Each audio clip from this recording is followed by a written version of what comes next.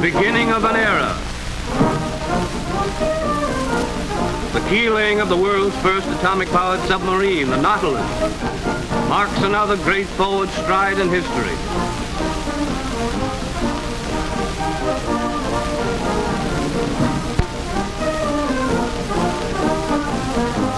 On this memorable day, June 14, 1952, in the shipyards of Electric Boat Division of General Dynamics Corporation at Groton, Connecticut,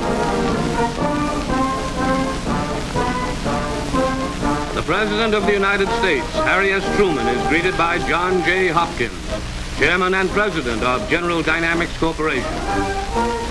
Mr. Hopkins escorts Mr. Truman to the Speaker's platform for the start of the historic ceremony, opening a new page in industrial history, the first application of nuclear energy to propulsion.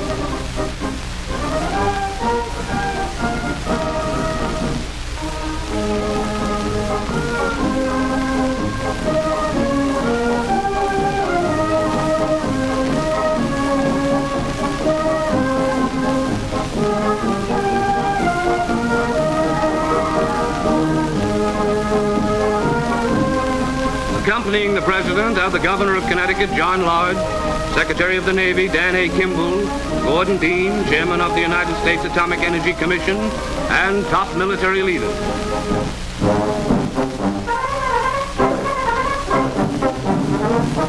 An estimated 10,000 onlookers gather on the banks of the Thames River as workmen stand by for the keel-laying ceremony. Mr. Hopkins leads off the ceremony. Gentlemen, it is a pleasure to welcome you to our shipyard today. This occasion, the laying of the keel of the United States ship Nautilus, is significant in history and, I know, to the entire world. Evidence of the special significance of the occasion for our own country is given in the fact that we are honored today by the President of the United States, who will lay the keel, that we are about to start construction of the world's first nuclear-powered submarine, that we are thus about to give concrete form to the magnificent scientific discovery of such a short time ago, is a tribute to American inventive genius and free industry working in effective cooperation with the agencies of our government. As President of General Dynamics Corporation, I take pride in the fact that our Electric Boat Division has the honor of inaugurating a new and historic era in the defense of our country. President and distinguished guests, on behalf of all of the members of the General Dynamics organization, I pledge you our greatest efforts of mind and heart to this undertaking. Ladies and gentlemen, I present to you His Excellency John Lodge, Governor of Connecticut.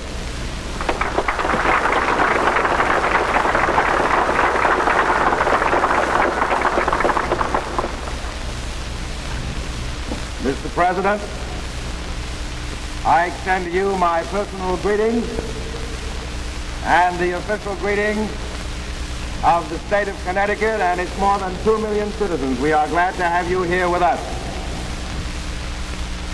The crowds applaud the introduction of the Secretary of the Navy, the Honorable Dan A. Kimball.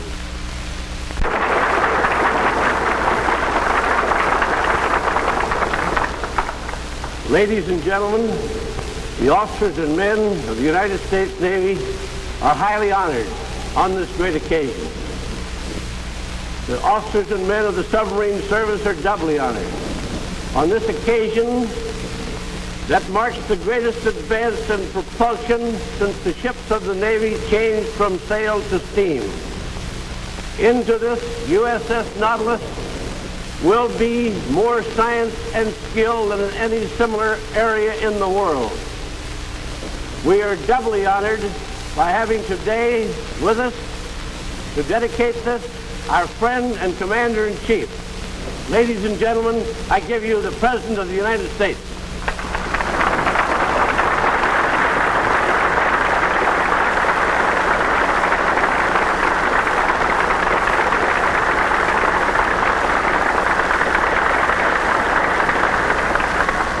Chairman, Governor Lodge, Secretary of the Navy, and distinguished guests. I'm very glad to be here today in Groton, Connecticut. You see, I got the right town this time.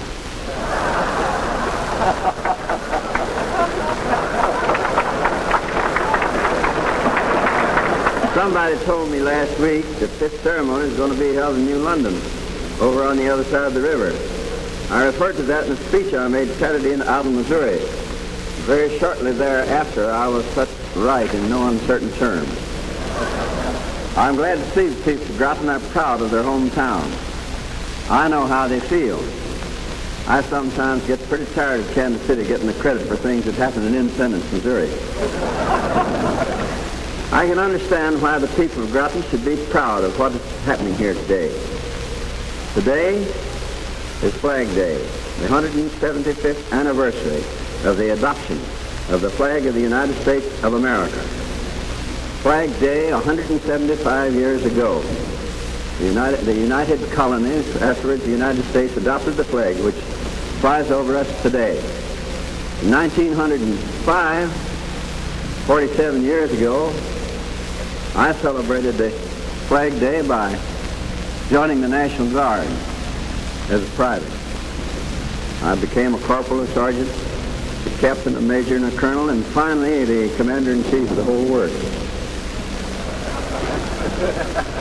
As we celebrate this Flag Day, it marks one of the most significant developments of our time. We are assembled here to lay the keel of a Navy submarine, the USS Nautilus. This ship will be something new in the world. She will be atomic powered. Her engines will not burn oil or coal. The heat in her boilers will be created by the same force that heats the sun. The energy released by atomic fission, the breaking apart of the basic matter of the whole universe. Think what this means. Just 7 years ago next month, down in New Mexico, our scientists released the energy of the atom in a gigantic explosion of incredibly destructive force. The desert at Alamogordo was lighted for 70 miles by a white light brighter than the sun. That was a terrible moment, and it was a wonderful moment, too, for mankind. It was a terrible moment because it heralded a new weapon of war, a new weapon of destruction, more nearly absolute than anything ever known to man before.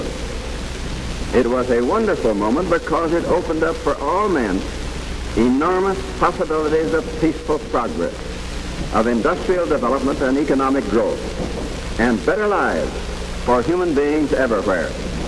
In 1945, the whole world learned that the vast power of the atom could be put into a bomb. After the first shock and amazement, all men asked themselves, what is this awful new force? Can it be used only to destroy men, or can it be harnessed to help them? The day that the propellers of this new submarine first bite into the water and drive her forward will be the most momentous day in the field of atomic science since the first flash of light down in the desert 7 years ago. Then we knew we had a bomb for war. Now we will have a working power plant for peace. The Nautilus will be able to move under the water at a speed of more than 20 knots. A few pounds of uranium will give her ample fuel to travel thousands of miles at top speed. Now the men and management of the Electric Boat Division are joining the team to carry forward this remarkable project. In view of the long record of good relations between your union and your company, I know you men and women will do your full part in leading us into the age of atomic power. An engine to use in a ship underwater is a very difficult kind of engine to design and make. But having done this difficult job, our scientists and engineers should not have too much trouble finding ways to build simpler and cheaper power plants in the future.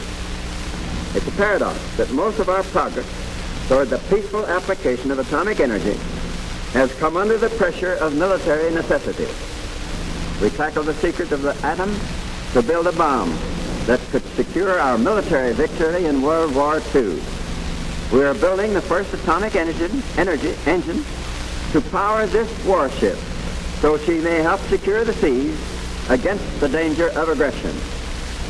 But think how much more we could do if we were able to devote all our atomic knowledge to peaceful purposes. If the attitude of the Kremlin should change, if the Soviet Union would cooperate in building a better world instead of standing in the way of all progress, think what vistas would open up. Think what could be done for the betterment of mankind with only a fraction of the money now going to military strength. No wonder men look with bewilderment and dismay at the bitter stream of lies and threats that come from Moscow. No wonder millions of men on both sides of the Iron Curtain look to the Kremlin and ask, when will they let us have peace? For the people of the world know that men have within their reach today the means of a better life than they have ever had before.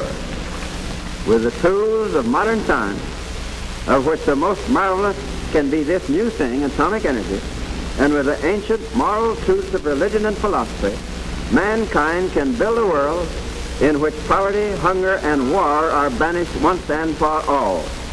This is the vision we should keep before us as we strive on toward peace, justice, and freedom for all men. Thus, the President of the United States concludes his remarks and signals to the workmen. The crane operator now moves the keel plate of the Nautilus, already designated the SSN 571 nuclear power type, into position for the completion of the ceremony, marking, in the words of Gordon Dean, chairman of the Atomic Energy Commission, the first practical utilization of atomic power.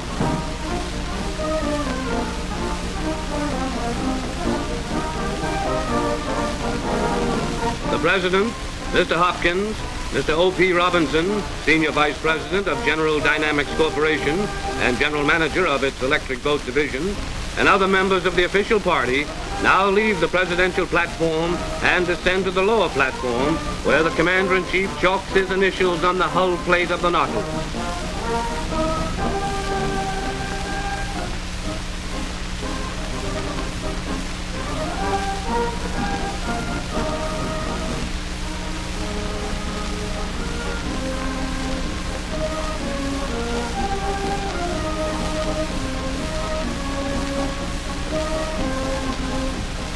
He watches an E.B. welder, Theodore Risch, burn his initials into the steel plate of the hull section, an integral part of the revolutionary undersea craft.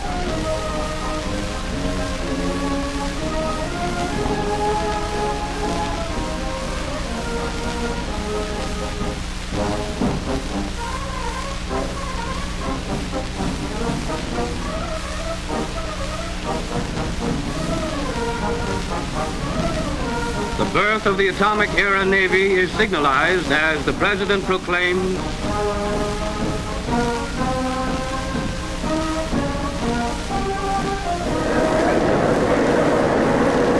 I declare this steel plate of the Nautilus well through the day. That's all.